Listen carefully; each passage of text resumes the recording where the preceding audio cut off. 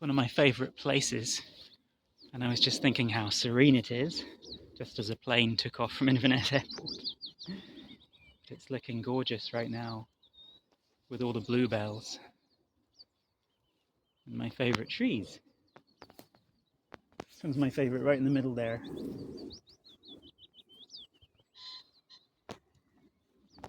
And I was just thinking how, in the bardic tradition, trees are sacred. The ancient poets of Scotland and Ireland.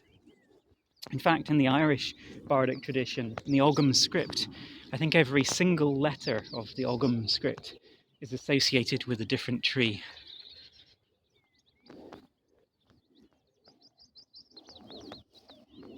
I like this little pathway that leads across the trees.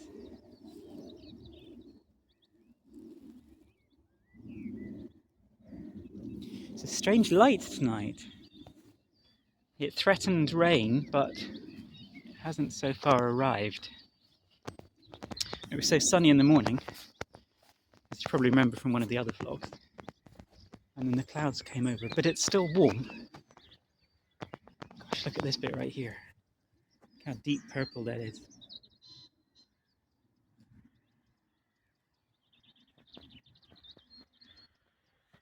I think it's the mixture of the lilac and then the yellow, golden yellow gorse bushes that I like.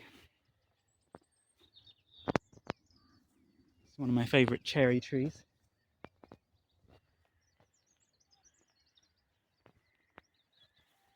And way over there in the distance you can see grampians.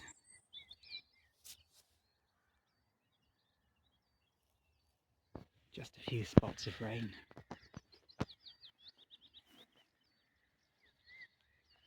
was thinking also how like the bards were like the first social media influencers because their words held so much power, and they often told people the news of the day. They travelled around to different villages and towns, and they were the keepers of cultural heritage. But of course the big difference is that social media is global and instantaneous, whereas I think there's something to be said for the slowness of pace of the ancient times. I was going to say I miss it, but I wasn't alive back then.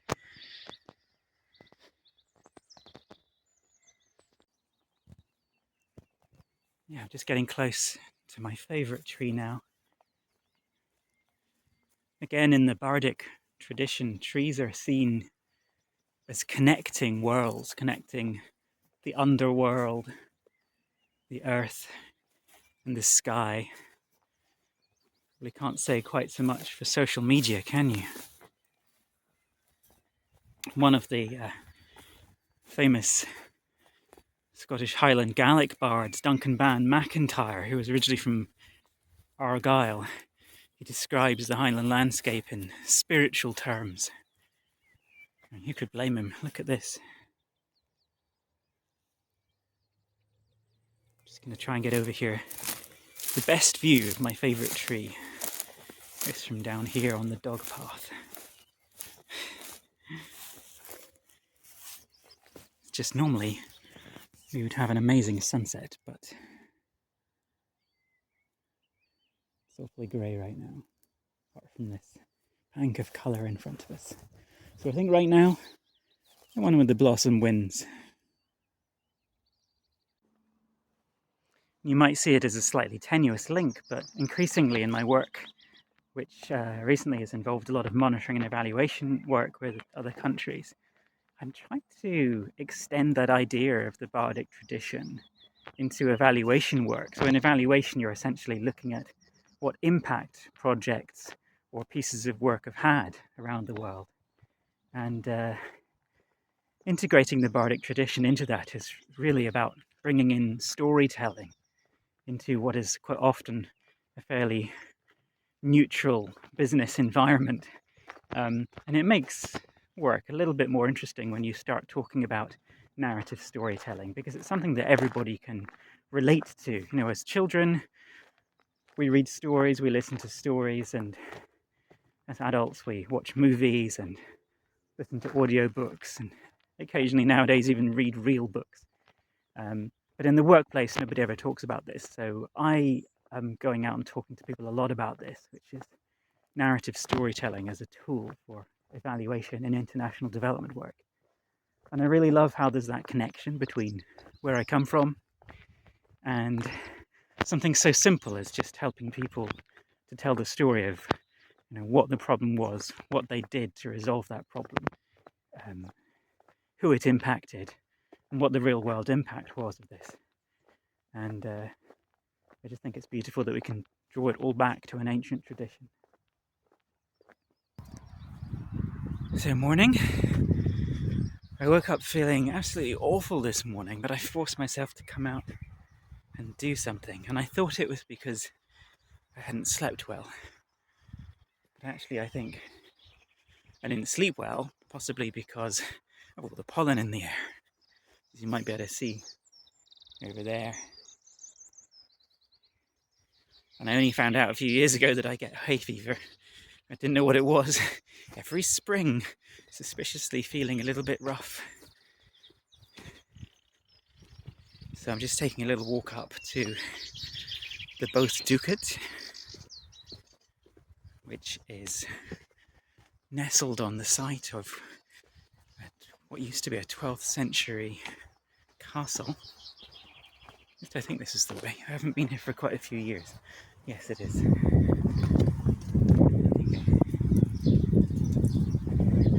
Might be a little bit windy up here. Oh, this is the best bit. I think you have to see the way it just kind of appears.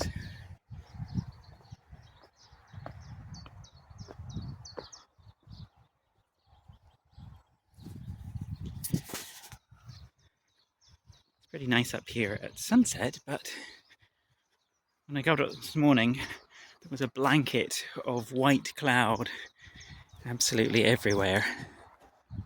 And I'm pleased to say it appears to have lifted. It won't be the Highlands without a battle site, would it?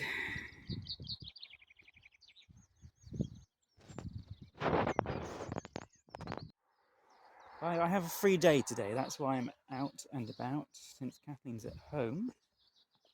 And so I'd come out and have a look for maybe some bluebells, maybe a beach.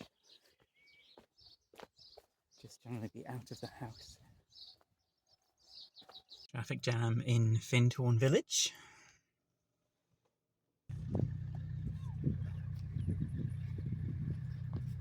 It's quite bizarre. Red hot poker lilies down by the beach.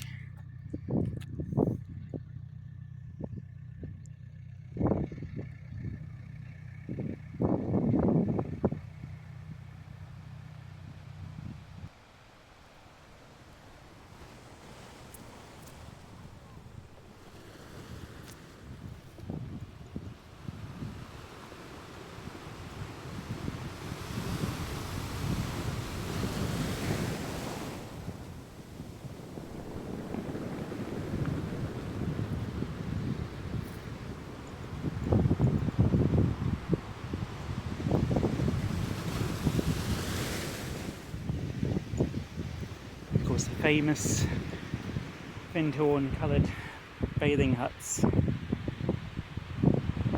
which I wasn't really here to photograph, but I brought my camera. Like, there's one here that's got solar panels on the roof. It's a bit fancy. This is probably the only one I could afford. It hasn't even been built yet. I really love how the sea has got a couple of different tones in it now.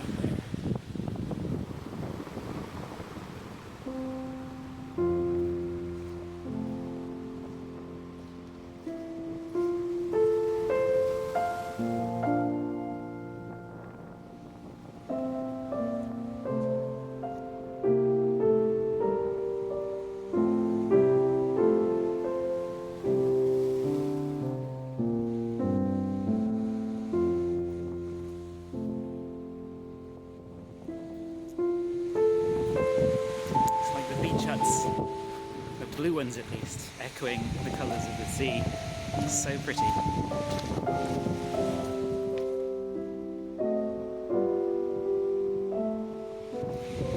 could just live in one, couldn't you?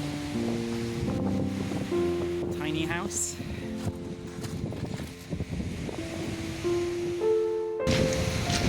A few years ago, after a giant storm, there were masses of conch shells down here. I just walked along picking them all up. It's funny because there isn't a single one today. I guess all the kids must have had them.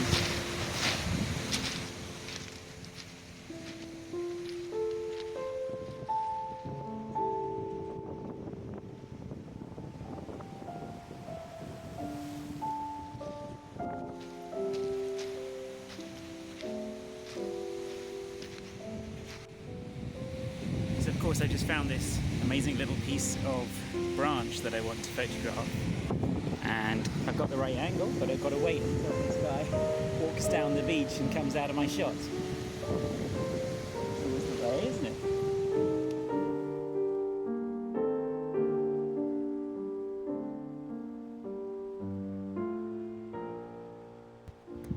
This answers one of those age-old questions that people of my age have, which is, where do all the telephone boxes go?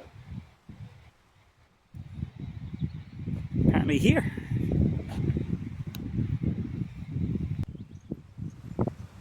Must be a name for this in nautical terminology.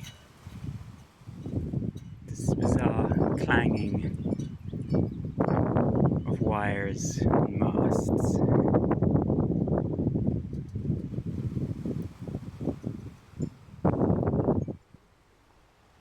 Or is it a clink? I don't know. Of course it's stopped now.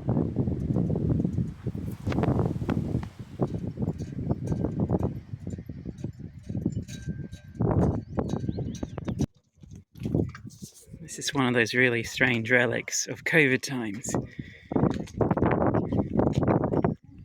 I think it's really cool. It reminds me of Paradiso, Paradita.